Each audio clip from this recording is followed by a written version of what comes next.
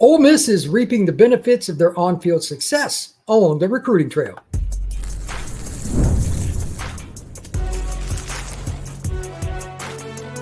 You are Locked On College Crossover, part of the Locked On Podcast Network. Your team every day. Into a crossover edition of Locked On the Portal and Locked On Ole Miss. I am your host, Brian Smith, longtime college football recruiting analyst. Thank you for making both of our podcasts a part of your day each and every day here on the Locked On Podcast Network. We are brought to you by our friends over at Mazda. Like players, we sweat every detail because when you make every move count, pulling off the unexpected is only the beginning. Stay tuned later for highlights in this week's Moving the Game Forward. Mazda, move and be moved. Today, we're going to be talking about a commitment for the Rebels. We're going to be talking about a player they're trending for, the 27 class at quarterback, and a possible flip target. And then you got to talk a little bit about Trinidad Chambliss as well. To make it all happen with me here, Stephen Willis, host of Locked On Ole Miss. Stephen, sir, how are you doing today? I am enjoying my bye week. Ole Miss is the talk of college football, number 4 in both of the polls. Trinidad Chambliss is a Heisman candidate right now, according to FanDuel. And Ole Miss doesn't play on Saturday, so nothing could possibly go wrong. So this week's going pretty well. That's a pretty good setup for you right there, Stephen. That's a pretty good setup. Speaking of the most recent commitment that I know about that I'm familiar with and I think is important to really discuss is Dorian Barney, the DB. I'm not sure if he's going to be a nickel, a safety, a corner. He's just a really talented player, but he plays at Carrollton. For those of you who don't know, that's one of the best programs in the United States. It's west part of the state of Georgia, about 30 minutes or so, just outside of Atlanta. And he's a kid that I watched his film again today. I'm trying to debate, do I like him long-term at safety? Do I like him at corner? And I think my overall thoughts are as long as he is, as much height as he has, just depends on your scheme and what you want to do. If you want to leave him at corner and play a lot of zone, I think he charges on the ball well. He keeps things in front of him and he's physical, but depends on how he grows. Maybe he grows out of that, ends up at a free safety, but either way, he plays the ball really well. Pete Golding and that staff will figure that out. And I'm not really sure that you could be disappointed whichever one he goes to. Ole Miss needs help at both spots, so that'll take care of itself. What are your thoughts, Stephen, on Mr. Dorian Barney?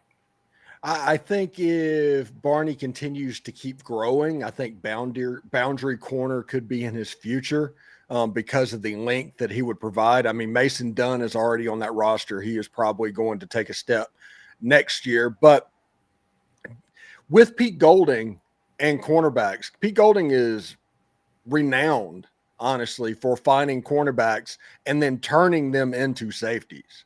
If you can't run at a level that he expects you to run at, he is going to move you inside and not think a thing about it. I mean, that's just the way that Pete Golding operates. I don't know after looking at Dorian Barney's film, because whenever everything's on, it's just like we were talking off air. You can tell he has a couple of gears that we haven't even seen yet. But he just looks bored playing high school football to me. The players he's lining up every single day, which means he's going to be a half a step slow. There's interceptions that you expected him to make at the high school level that he just doesn't make. And it isn't because he can't make it. It's a board issue. And that's the reason I think Pete Golding wanted this guy. Even before he committed to Michigan and Ole Miss flipped him, Pete Golding wanted this prospect. And with you looking at the defensive commitments that Ole Miss has put together, their secondary is very good. I am a very big Jet Goldsberry fan in this recruiting class. I mean, that guy he's legit. But there's still some help that they're looking for on the defensive line. I think for whatever reason, the kid out of Petal, I forgot his name, Corey something, I believe. Corey Wells. Corey Wells committed elsewhere. Ole Miss Steelers looking for that defensive line prospect, and we'll talk about it a little bit later on. I think there's a chance there's a flip target down the road that they could potentially land. Well, the defensive side of the ball's got some stuff going on that's interesting, but here's something that I found interesting from this weekend. I texted you earlier that I was enjoying watching some of the highlights from the LSU Ole Miss game. It was just, a good game to watch and it was fun. But one thing that I didn't realize the first time while I watched it live is just how well the DBs did for Ole Miss at keeping the ball in front of them. I know this isn't a very good LSU offense, but let's be clear. It is not due to a lack of talent at wide receiver. No. Yeah, they've got some guys that can run and can play. Their offense is just out of sync, and their offensive line in particular is it's not up to even remotely LSU standards. I'm not trying to be mean, but LSU was beaten in the trenches. Eccles and Franklin and all those guys had their moments. Obviously, Centurion Perkins, he's going to show up. And they got whipped up front, and that's why they lost. But still, Ole Miss didn't give up the home run balls. That's a quarterback that's going to get drafted in the first few rounds. They've got a few running backs that are pretty talented. Tight ends are talented, etc. They just kept everything in front of them. And I think that's helping them sell defensive backs in recruiting. It's one thing to say what you're going to do. It's another to put it on film against LSU. So Barney committed prior, but I think this is one of those scenarios. It could be somebody else too. Don't be shocked if Ole Miss flips somebody that they may not have even expected, because when the defense plays at a high level, it changes your outlook on the recruiting trail. Yeah, think about the talent that Ole Miss has on the defensive side of the ball. The LSU stuff, all that, okay, whatever. But Ole Miss played drop 8 the whole game. It was like going against Mississippi State in 2022.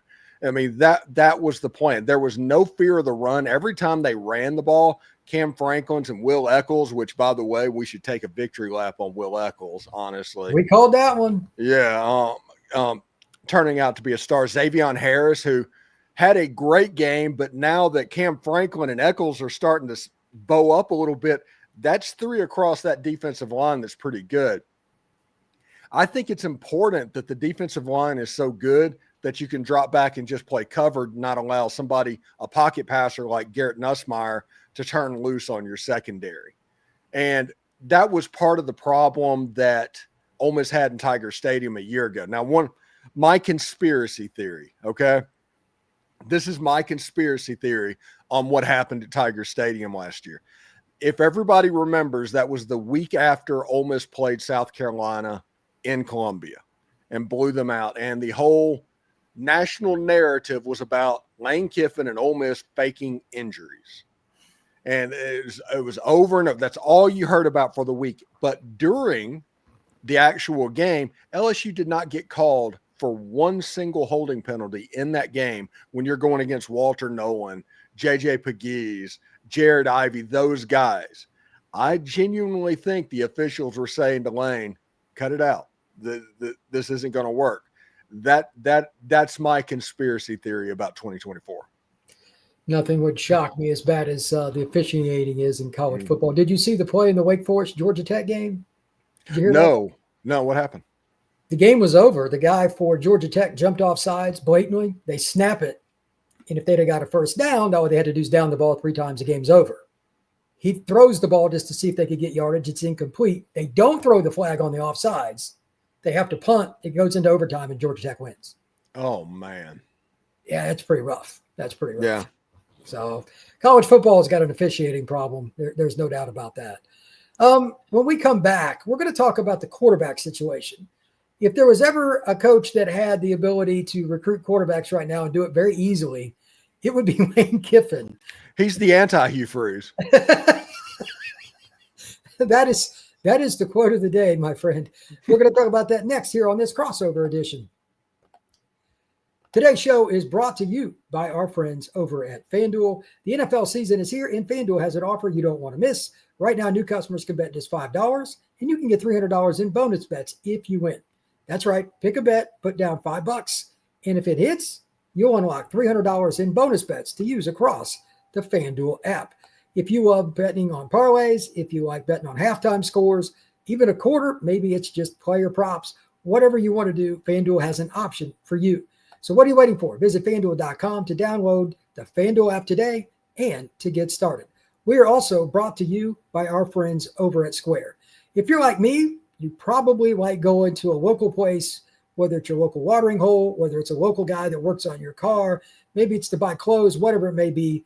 But when you tap your debit card or credit card, there's a good chance it's a Square reader down there taking your payment. And Square likes to support its local community.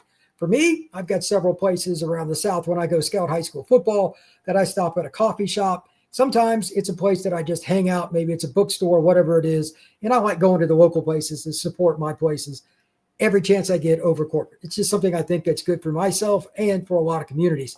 And you can do the same. Go to square.com/go/Locked On College to learn more. But before you do, go support your favorite neighborhood spot.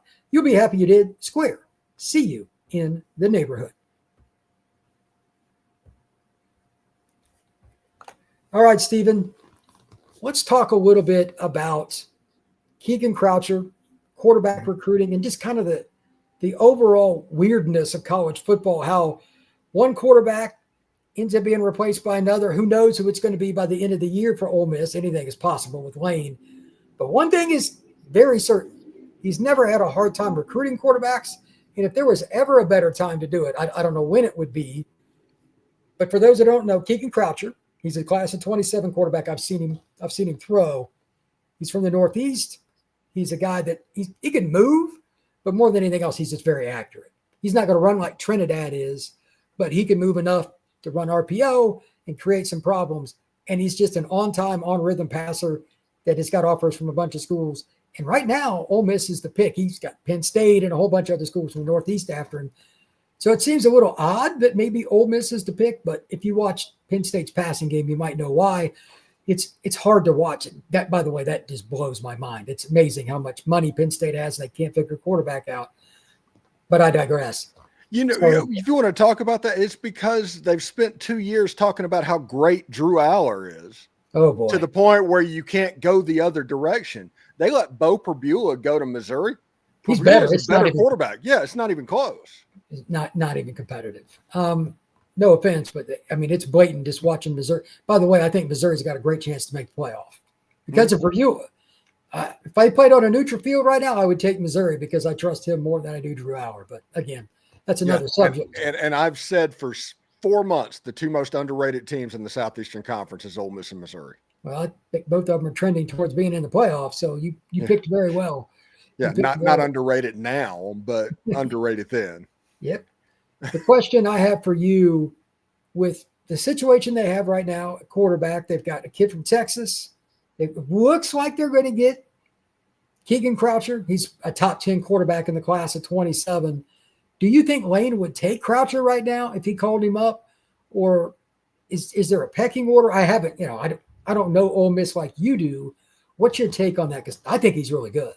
Yeah, I think they would take him immediately. He's ranked, if you look at his consensus, he's somewhere in the top 150 in the country. He's a good quarterback. And after Ole Miss 2 years ago kind of struck out on Deuce Knight, say what you want to on that, but they didn't get him at the end. This year has been weird in the recruiting cycle to where it just looked like Ole Miss was going to just have to go all in on Reese Wise from Austin Westlake, who is having a pretty good year, honestly. And if Lane recruits you, you can play the position. I think that's beyond a shadow of doubt at this moment. I think they would take Keegan Croucher. Now, he's a different style quarterback. He's more close to what Austin Simmons does as opposed to what Trinidad Chambliss does. But, yeah, I believe they would take that just to have – honestly, Lane Kiffin, Marcel Reed was once committed to Ole Miss. Damon Williams at Washington was once committed to Ole Miss. Lane and that staff can scout and find a quarterback. If Lane offers you at quarterback, I just assume you can play at this point. It's not a situation to where whoever's going to play quarterback is going to sit back in the pocket for 9 seconds and give up a massive covered sack. No special team mentioned in the Southeastern Conference about that. But I do think that Keegan Croucher is a committable offer. I do think it's takeable. And Steve Wiltfong putting out the prediction means that it's pretty likely as well. I don't know when it's going to happen, but it'll be nice to get that domino because we always talk about that. The quarterback is the domino for the class. That's the way the class gets kicked off because Croucher, if he comes to Ole Miss and commits to Ole Miss, all of a sudden he's going to start recruiting. And honestly, if we're going to be real, if Trinidad Chambliss is the guy for the remainder of this season, I don't know that you can count on Austin Simmons being here next year. Is Trinidad done after this season? Eligibility? He is. Well, he needs a Pavia waiver. So there's just enough vagueness where it could get a little bit weird. But honestly, Ole Miss football, if we're going to be real about it, and people ask my opinion all the time on that, would you mortgage the future to win this year? Yes, absolutely. 8 conference games this year. Ole Miss has the easiest schedule in the Southeastern Conference. If Ole Miss can beat Georgia or Oklahoma, they could have 11-1 on the table if everything just goes chalk. We're not even talking about Ole Miss potentially making the playoff. We're talking at the absolute worst, Ole Miss hosting a playoff game. So if that happens, you do go all in on this year. You do try to win this year. And if that happens, if something happens in January, it just kind of happens. And you feel for it happening this way because this is the definition of Wally Pipping a player, to where he did nothing to be demoted. It's not his fault at all. He just happens to be behind somebody that in his first 3 starts has been the Manning Stars of the Week and the AP National Player of the Week and all that. It's a very weird situation. And I mean, Trinidad, we're going to talk about it later. He's going to start against Washington State and probably moving forward, if we're going to be real about it. He threw a throw against LSU on a dig route that was an NFL level window and throw. It was one of those things. If he can do that, if that is how he flashes, yes, Ole Miss should be good enough to win the games that are on their schedule, whether it's in Athens or in Norman. Everything's on the table right now for Ole Miss. Yeah, I think Ole Miss is in a pretty good spot with quarterbacks. But as we mentioned, Eccles played well. Cam Franklin played well. Big X played well. Like, they've got some guys on the defensive line, and we talked about this for a long time.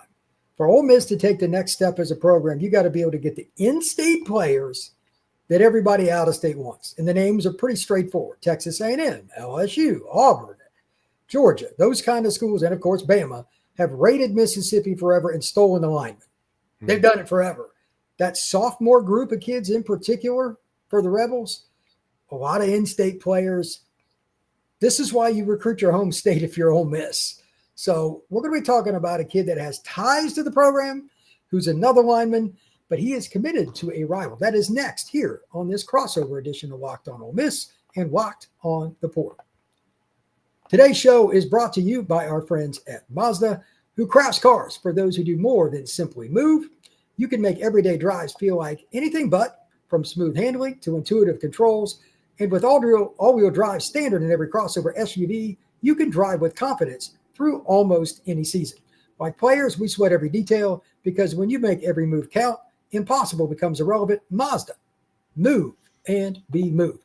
We are also brought to you by our friends at Game Time, and this is a great app. This is one I'm actually getting ready to make a purchase on. I'll explain momentarily. And with college football back, it couldn't be more exciting. Tailgates, rivalries, and all the energy in the stands. There's nothing quite like it, but let's be real. Actually getting tickets can feel a little bit more like the battle than the actual game itself. And with hidden fees and price changes, you never know what you're getting at checkout, but not with Game Time. And that's why I use it, and you should too. The app gives you the advantage back to the fans. It's the easiest way to score last-minute tickets at the best prices with no hidden fees, and that's why you should use it. For me, I've got a game that I'm going to go to in my home state, go watch some hoops. Within 2 minutes, literally, I found the ticket I wanted, and I'm going to go through it and make sure tonight before I buy it, but within 2 minutes, found that seat. You can look at your view, everything in one spot right there on the Game Time app. Take the guesswork out of buying college football tickets with Game Time. Download the Game Time app, create an account, and use code LOCKEDONCollege for $20 off your first purchase. Terms apply. Again, promo code LOCKEDONCollege for $20 off. Swipe, tap, ticket, go. Download the Game Time app today. Now it is time to discuss one of the most important recruits left for the Rebels, and that is Deuce Geralds. He is committed to the LSU Tigers, but he was at the LSU Ole Miss game hung out with some Ole Miss folks afterwards, some of the players and whatnot. His dad played for the Rebels. He's been ardently recruited by Ole Miss for a long time. He's from Collins Hill High School, just outside Atlanta. It's a prominent program, by the way. Little trivia: Travis Hunter played there. They've had some players, and it's a situation where if you could get him away from Ole Miss, not only do you take a player away from your rival, it's a legacy recruit. And in my opinion, he's one of the top 2 interior pass rushers in the class of 26, and you could never have enough of those. And he is a different body type. He's a shorter guy. He's about 6'1", but he's shot out of a cannon. Absolutely shot out of a cannon. Here's a little claim to fame. I went to the Rivals 5-star, and Deuce was there.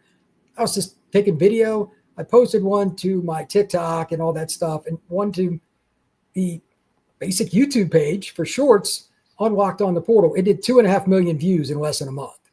Like, people really like him. There's a reason. His spin move that he did on that play where he just beat the guy went crazy. He's a special talent. What is the latest that you've heard in regards to Deuce Geralds? Well, apparently for the Ole Miss LSU game, he did not take the normal recruit visit to the game. He tried to do it very slyly, getting into the stadium. And that doesn't work very well. Yeah, that doesn't work very well at all. He got spotted and all of that, and he was hanging out with the Ole Miss defensive lineman, and now the Ole Miss recruiting class is just bombarding him. I come back to when I saw him at the Under Armour All-American game. Really, really nice kid, by the way. He said directly, and what would make you consider Ole Miss? What do you need to see from Ole Miss for you to feel comfortable about Ole Miss? And he flat out said, I want to see if they would play high school players. I want to see if high school players can get on the field. So Deuce Geralds was at the game that Cam Franklin and Will Eccles starred on the defensive line, both high school players in the state of Mississippi. Everything that he wanted to see. Now, it's going to likely be an NIL play, and LSU's they're throwing out some cash, as you've seen and heard the numbers. But if I know anything, I know that LSU team that we saw Saturday has more losses coming. And with that LSU fan base, knowing that LSU is all in and spending all that money on a roster, this, I don't know, A-bomb going around the LSU football program as far as the media and the fan base and all that is going to get really bad unless the LSU Tigers can go on a run. And at this point, it doesn't look like they can go on a run. So if that happens, you have 2 months essentially to flip Deuce Geralds. And Deuce Geralds loves Ole Miss. He loves Oxford, everything that's around there. I think that's the big name player. The big offensive lineman that was committed to LSU last year was the right before signing day flip. I think Deuce Geralds is that guy this year.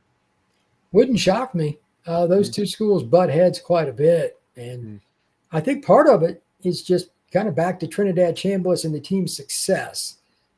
They may not have thought about it, talking about the Geralds family or anybody else looking at Ole Miss, but you and I picked them to either make the playoff or come close. Like, I thought they would make it. I think I was higher on them than even you were.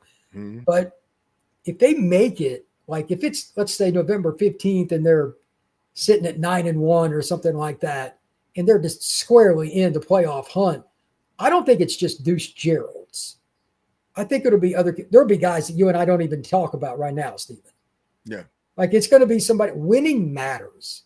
Kids that are like, Ole Miss will be all right, but I don't think they can win it.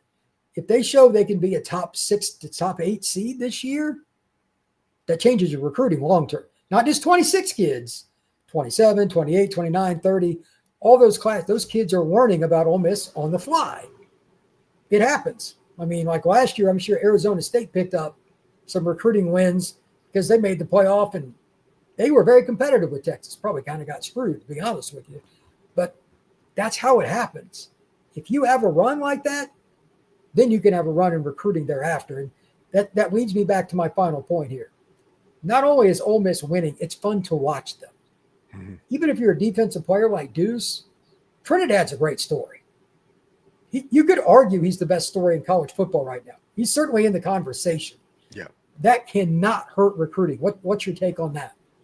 I think it's hilarious right now because there's a lot of pictures of Trinidad Chambliss at Notre Dame Stadium. He was obviously an Irish fan. There was pictures that he got taken with Brian Kelly when he was like 10 or 11 years old. Oh, wow.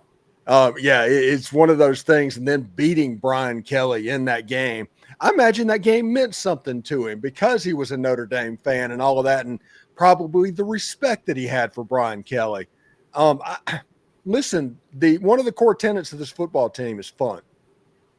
You see the fire extinguisher on the sideline, the basketball goal, all of that stuff. They want everybody to understand that we have a good time while we are beating you. And that, I think, has a chance to resonate. The fun around the program, the fact that there's like people bring their dogs to football practice and the wife and the kids are running around and all of that. Ole Miss is just a different place, and it's working. And it might be the only place in the country that would allow all of this stuff to happen, honestly, because everybody is so like really uptight about what's going on. But Lane Kiffin has forced it through to the point where he has put his own stamp on the program. And fun and having a good time and all of that, playing softball on Thursday or something like that, all of that stuff is just part of what the Ole Miss experience is. So, yeah, I think that Deuce is going to see that fun. I think that he's going to see that the LSU doesn't seem to be very fun right now with what's going on. All the questions about Nussmeier and all of that stuff, everybody kind of losing their mind. And Trinidad, like you said, he's the story of college football right now. And honestly, Ole Miss is probably beating, if they beat Georgia at that point and Trinidad has a good game, Trinidad's probably the favorite for the freaking Heisman Trophy. With the winning that. Yeah. Winning at Georgia is not an easy task. No. Even though it happened last week. But seriously, yeah. Before then it was 2019. But if the D2 kid walks into Sanford Stadium in Athens and pulls out a W, I mean, that should be on posters for the rest of the year. I mean, everybody. There's your Heisman campaign right there. Yeah, I think that it's definitely a possibility. I mean, I expect him to have one crappy game somewhere along the line. The Oklahoma one is the one I've got circled because they run a funky defense. But if they can get through that game and he plays pretty well, why not Trinidad for the Heisman? Yeah. I mean, if he doesn't make his way to New York at this point, it would almost surprise me because he is such a good story. And let's be just really honest. Lane can coach quarterbacks. Yeah. And he's not afraid like that. At the end of the game, a lot of coaches would have punted. He let his quarterback throw, and it was a good play call. They schemed it open. But a lot of guys would have dirted that, too, to the wide open tight end in the flat. Trinidad put it right on him, game over. Those are the kinds of moments people are going to remember because he didn't screw it up. So good for him. And I think it's why college football, Stephen, is the best game. There's so many things that are going into it besides the actual game itself, all the storylines. And there isn't a better one, in my opinion, than Trinidad Chambliss. So tell everybody where they can find your work, my friend.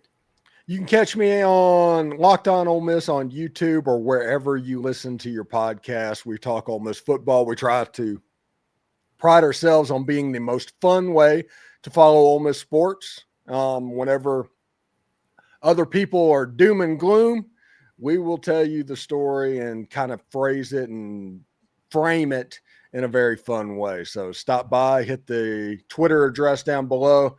We'd be glad to have you. All right, man. I appreciate it. You can find the Portal Podcast wherever you get your pods, YouTube, Spotify, Apple, Podbean, or wherever you go. Thank you once again. We'll see you again soon.